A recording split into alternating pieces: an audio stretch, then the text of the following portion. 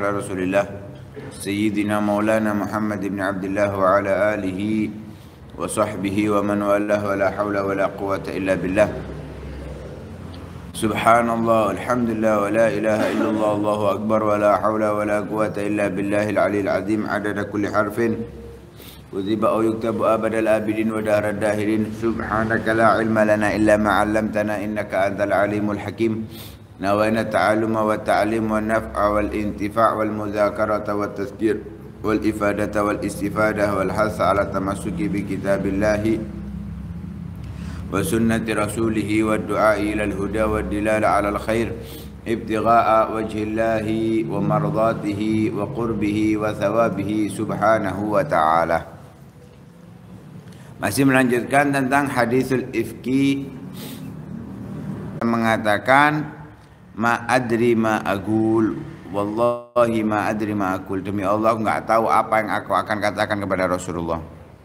Sayyidah Aisyah pun mengatakan kepada ibunya, ajibi ani, jawablah sebagai penggantiku untuk menjawab Rasulullah sallallahu alaihi wasallam. Kata ibunya, wallahi ma adri ma aqul, aku juga enggak tahu apa yang akan aku katakan. Akhirnya Sayyidah Aisyah mengatakan, demi Allah aku telah mengetahui bahwa kalian telah mendengarkan kabar tersebut, sehingga kabar itu seakan-akan nyata dan kalian mempercayainya.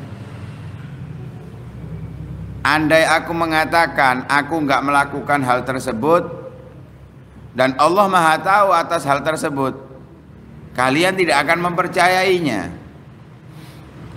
Tapi kalau aku mengaku aku melakukan hal tersebut padahal Allah tahu aku tidak melakukannya, kalian tidak akan mempercayai. Nah, karena itu tidak ada yang aku contoh dalam hal ini kecuali apa yang dikatakan oleh ayahnya Nabi Yusuf, yaitu Nabi Yakub alaihissalam ketika berpisah dengan anaknya. Setelah Nabi Yusuf terpisah dengan beliau, saat dewasanya Bunyamin, adiknya Nabi Yusuf, terpisah lagi, beliau hanya bisa mengatakan fasabrun jamil. Maka sabar adalah perbuatan yang indah. Wallahul musta'anu ala ma tasifun. Setelah itu Sayyidah Aisyah kemudian meninggalkan Rasulullah untuk ke kamarnya dan berbaring. Dan beliau mengatakan, meriwayatkan dalam kejadian tersebut bahwa Rasulullah masih berada di tempat duduknya dan tidak ada dari keluarga yang keluar dari rumah tersebut. Jadi mereka masih di situ. Sayyidah Aisyah berbaring di kamarnya. Turun ayat Al-Quran yang menjelaskan tentang kebebasan Sayyidah Aisyah tentang kejadian tersebut. Sehingga ketika Rasulullah Shallallahu Alaihi Wasallam mendapatkan wahyu seperti biasanya, adanya berat ketika berbicara, getaran dan yang lain sebagainya, tapi nampak dari wajah Rasulullah Shallallahu Alaihi Wasallam ceria dan Rasulullah tertawa. Awal ucapan yang diucapkan oleh Rasulullah kepada Aisyah yaitu absyiri ya Aisyah. Jadi setelah wahyu selesai dan Rasulullah terlihat dari wajah pucatnya, kemudian berat saat berbicaranya. Kan ketika diajarkan Al-Quran Rasulullah itu mengikuti. Lah saat itu berat karena bukan seperti ilham-ilhaman yang dikayak wong-wong itu menang dilu langsung ngetokno kalimat ya. Ilham bukan seperti itu. Wahyu itu bukan hal yang mudah. Lah setelah terjadi itu Rasulullah pertama kali yang keluar dari mulut Rasulullah adalah kalimat absyiri ya Aisyah, kabar gembira, bahagialah wahai Aisyah, amallahu faqad bara'ak, Allah telah membebaskan kamu. Maka ketika mendengarkan hal tersebut, ibu Sayyidah Aisyah langsung mengatakan, gumi ilaih, ucapkan terima kasih kepada Rasulullah. Ya. Karena apa? Melalui Rasulullah Sallallahu Alaihi Wasallam turun wahyu yang membebaskan Sayyidah Aisyah. Katanya Sayyidah Aisyah, la wallahi la agum ilaih. Demi Allah aku nggak mau akan berdiri kepadanya untuk berterima kasih, enggak. Ya, perempuan. Ya. Berapapun kebaikan suaminya lupa kalau sekali berbuat buruk padanya. Walaupun itu tidak berbuat buruk, wajar seorang suami cemburu kepada istrinya, ya. Hal yang normal. Tapi itu dianggap oleh si istri perbuatan buruk. Ratusan ribuan kebaikannya lupa semuanya. Wallahi la agumu ilaih wala ahmadu illallah. Aku enggak akan berdiri kepadanya berterima kasih dan aku tidak akan memuji kecuali hanya kepada Allah Subhanahu wa taala. Huwallazi anzala baro'ati. Yang menurunkan kebebasanku bukan Muhammad, tapi Allah. Jadi buat apa aku terima kasih sama Muhammad? Ya, aku berterima kasih kepada Allah Subhanahu wa taala, kata Sayyidah Aisyah. Allah turunkan ayat, innal ladzina ja'u bil ifki usbatun minkum la tahsabuhu syarran lakum bal huwa khairul lakum likulli imri'in minhum maktasaba minal itsmi walladzi tawalla kibrahu minhum adzabun azim. Sampai 10 ayat. Sampai 10 ayat. Dari ayat itu sampai 10 ayat selanjutnya menjelaskan tentang baroahnya Sayyidah Aisyah. Jadi orang-orang yang memberikan kabar tentang berita bohong tersebut adalah kelompok kalian, itu Rasulullah, karena cicitnya Muttalib bin Abdi Manaf serta sepupunya Sayyidina Abu Bakar. Kemudian Hasan bin Thabit adalah tukang syairnya Rasulullah. Yang terakhir adalah Himnah bin Jahash, saudaranya Zainab binti Jahash. Himnah binti Jahash, saudaranya Zainab binti Jahash, istrinya Rasulullah. Jadi masih iparnya Rasulullah. Ini orang-orang yang masih dekat dengan Rasulullah. Lah itu yang mendatangkan kabar fitnah tersebut. La tahsabuhu syarran lakum. Hal ini, kejadian itu jangan anggap buruk untuk kalian. Kejadian penipuan yang sangat besar itu yang membuat sampai Sayyidah Aisyah sakit. Kata Allah, jangan membuat hal tersebut, jangan anggap hal tersebut adalah keburukan. Bal huwa khairul lakum. Itu adalah hal yang terbaik untuk kalian. Ini harus kita sadari ini. Jadi apapun kejadiannya, keburukannya, ya, keterpurukan kita saat itu, jangan anggap itu buruk. Mengapa? Karena setelah itu akan ada kebahagiaan yang lebih besar daripada. Karena itu ulama selalu mengatakan, selalu bahagia saat mendapatkan kesulitan. Ya, saat mendapatkan kesulitan, keberatan, halangan, gangguan, alhasil yang sesuatu yang tidak menyenangkan, mereka bukan sedih, justru mereka saat itu bahagia. Mengapa? Selain karena itu ujian pada hakikatnya dari Allah, dengan itu dia mendapatkan pahala. Juga setelahnya adalah kenikmatan.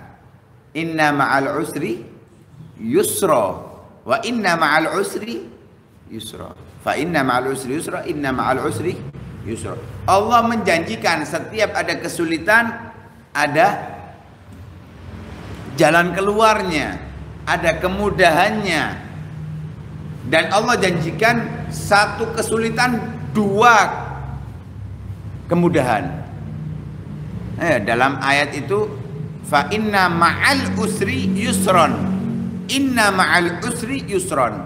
Kalimat al-usur dengan al-ta'rif yang menandakan hal yang sama antara yang pertama dan kedua. Kesulitannya satu, yusron adalah nakiroh, berarti sesuatu yang berbeda. Nah, karena itu mereka para salaf ketika mendapatkan ujian dari Allah, bukan mereka sedih, justru mereka bahagia. Seperti itu yang diingatkan oleh Allah kepada Sayyidah Aisyah. Ada riwayat Sayyidah Aisyah dan Sofwan. Sofwan yang giring Sayyidah Aisyah, yang membawakan kudanya saat itu. Ada yang meriwayatkan bukan Sayyidah Aisyah dan Sofwan, tapi Sayyidah Aisyah, ayah ibunya Rasulullah dan Sofwan. Jadi semuanya. La tahsabuhu syarran lakum bal huwa khairul lakum. Likulli mri'in minhum, setiap dari mereka yang menyebarkan berita bohong itu maktasaba minal ismi, yang akan mereka dapatkan dari dosa. Hasan bin Thabit, Himna bin Jahash, kemudian Mistah bin Athasa. Ini semuanya tiga akan mendapatkan bagiannya dari dosa. Walladzi tawalla kibrahu minhum lahu azabun alim. Yang memotivatori, yang memulainya, yang memprovokasinya, yaitu Abdullah bin Ubay bin Salul, lahu azabun azim. Ia akan mendapatkan azab yang pedih. Ada riwayat yang menyatakan bahwa yang memulai itu adalah Hasan bin Thabit. Yang memulai adalah Hasan bin Thabit. Jadi satu ketika pernah setelah kejadian itu Hasan bin Thabit itu masuk di rumahnya Sayyidah Aisyah. Ya. Qasidah. Ya, sana yang memang diperintahkan oleh Rasulullah, diperintahkan oleh Sayyidah Aisyah untuk qasidah. Qasidah dia. Mengucapkan syair-syair, ya, nasihat-nasihat dan lain sebagainya. Lah di situ ada Masruq mengatakan kepada Sayyidah Aisyah, "Wahai Aisyah, bukankah Allah mengatakan waladzi tawalla kibrahu lahu azabun minhum lahu azabun azim?" Bukankah Allah mengatakan yang memulai dengan berita dusta itu akan mendapatkan azab yang besar dari Allah Subhanahu wa taala? Kok Anda izinkan dia masuk ke rumah Anda? Kata Sayyidah Aisyah, apakah enggak cukup sebagai hukuman dari dia, hukuman untuk dia dari Allah Subhanahu wa taala, dia sudah buta. Jadi setelah kejadian itu Hasan bin Thabit buta. Ya. Dan ada riwayat juga tiga orang ini, Himna binti Jahash, Mistah bin Athasa, serta Hasan bin Thabit dicambuk 80 kali oleh Rasulullah Shallallahu Alaihi Wasallam. Mengapa? Karena dalam hukum Islam ada haddul qadzaf, had untuk menghukum bagi orang-orang yang menuduh berzina tanpa adanya bukti, Lah, setelah mendengarkan ayat tersebut, Sayyidina Abu Bakar radhiyallahu taala anhu itu langsung bersumpah, demi Allah aku tidak akan memberikan nafkah kepada Mistah lagi. Mistah kan kabarkan bahwa beliau adalah sepupunya Sayyidina Abu Bakar, karena ibunya Mistah itu saudari daripada ibunya Sayyidina Abu Bakar.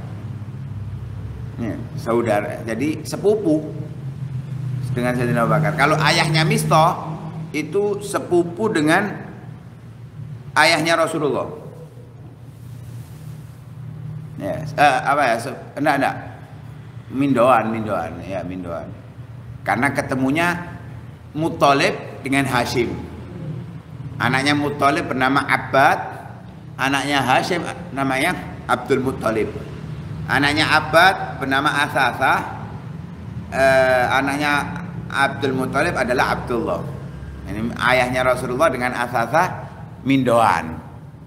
Ya, Abbad dengan Abdul Muttalib misanan.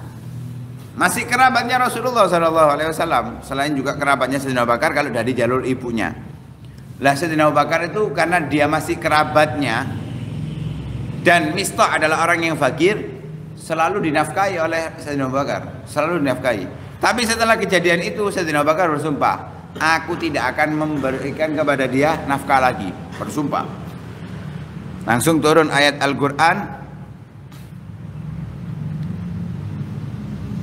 wala ya'tali ulul fadli minkum was-sa'ati an yu'tu ulil qurba ila qauli ta'ala ala tuhibbuna ay yaghfirallahu lakum wallahu ghafurur rahim. Bersumpah, langsung turun ayat Quran. Jangan sesekali bersumpah bagi orang-orang yang kaya atau memiliki kelebihan harta untuk memberikan nafkah kepada orang kerabatnya. Jadi jangan sumpah nggak mau ngasih lagi karena kejadian tersebut. Bahkan Allah mengingatkan, ala tuhibbuna ayaghfirallahu lakum? Tidakkah kalian mau Allah mengampuni dosa kalian? Wallahu ghafurur rahim. Allah adalah zat yang maha pengampun dan maha kasih sayang. Lihat, orang berbuat buruk kepada kita, berbuat buruk kepada anak kita, yang dia adalah orang yang kita nafkahi, orang yang kita berikan kebaikan. Ketika ada kesalahan seperti itu, ya, jangan membuat hal tersebut terus mengundurkan kita dari memberikan kebaikan kepadanya lagi. Ya, kayak kita diusir ya Kak oleh bangun pondok termasuk itu ya. Jangan karena itu terus orang situ nggak dikasih lagi, enggak, tetap kasih aja. Tetap nggak usah berubah. Ya. Ala tuhibbunallaha yaghfirallahu lakum? Tidakkah kalian ingin mendapatkan ampunan dari Allah? Ya tentunya. Loh, apa hubungannya dengan maghfirah dari Allah ketika kita tetap memberikan? Lihat, apakah kita nggak pernah berbuat dosa kepada Allah? Nggak pernah berbuat salah kepada Allah Subhanahu wa Ta'ala? Bukan sekali, bukan puluhan kali. Setiap hari itu ratusan kali kesalahan kita kepada Allah. Tapi lihat, Allah tetap memberikan kenikmatan kepada kita. Allah berikan kebaikan kepada kita. Tetap mata kita bisa melihat, hidung kita masih bisa menghirup, mulut kita masih bisa makan, bisa berbicara, tangan kita masih bisa gerak. Padahal kemaksiatan kita bukan satu. Lah ini mistah hanya sekali. Karena itu Allah mengatakan ala tuhibbuna ayaghfirallahu lakum? Allah masih memberikan kebaikan kepada kita, makanya tetap kasih, Allah akan mengampuni kalian. Wallahu ghafurur rahim. Setelah mendengar ayat tersebut, Sayyidina Abu Bakar mengatakan, bala wallahi inni la uhibbu ayaghfirallahu li. Ya. Demi Allah, aku tetap ingin Allah mengampuni dosaku. Datang ke Mistah dikasih. Berat kan ya? Nah ini makom yang berat. Seperti Sayyidina Abu Bakar. Allah ngilingno langsung dilakoni. Kita dilingno pimira pisan. Ya. Bersedekahlah, yo sik gak metu-metu ya. Engko maafkanlah kesalahan sesama, yo sik jangget ae gak los-los. Masih hal-hal tersebut gak kita lakukan. Kenapa? Keimanan kita masih lemah, tidak seperti Sayyidina Abu Bakar. Sayyidina Abu Bakar ditegur langsung oleh Allah, langsung dilakukan. Enggak terus jangget, enggak enak, enggak, langsung los diberikan kepada. Nah itulah kejadian al-ifk yang membuat beberapa orang terjerumus ke dalam kekeliruan dan kesalahan, namun mereka semuanya kembali ke jalur kebaikan. Ya, kembali ke jalur kebaikan. Selain Abdullah bin Ubay bin Salul. Ya, selain Abdullah bin Ubay bin Salul. Wallahu ta'ala.